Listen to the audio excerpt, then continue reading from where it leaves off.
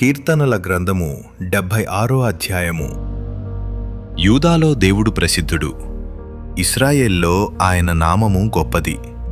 షాలేములో ఆయన గుడారమున్నది, సియోనులో ఆయన ఆలయమున్నది. అక్కడ వింటి అగ్నిబాణములను, కేడెములను, కత్తులను, యుద్ధాయుధములను ఆయన విరుగగొట్టెను. దుష్టమృగములుండు పర్వతముల సౌందర్యము కంటే నీవు అధిక తేజస్సు గలవాడవు. కఠిన హృదయులు దోచుకొనబడియున్నారు, వారు నిద్రనొందియున్నారు. పరాక్రమశాలులందరి బాహుబలము హరించెను. యాకోబు దేవా, నీ గద్దింపునకు రథసారథులకును గుర్రములకును గాఢ నిద్ర కలిగెను.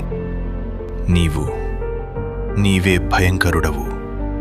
నీవు కోపపడువేళ నీ సన్నిధిని నిలువగలవాడెవడు? నీవు తీర్చిన తీర్పు ఆకాశములో నుండి వినబడచేసితివి.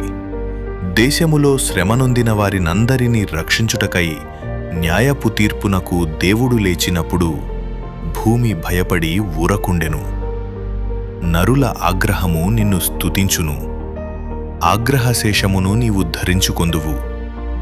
మీ దేవుడైన యెహోవాకు మ్రొక్కుకొని మీ మ్రొక్కుబడులను చెల్లించుడి.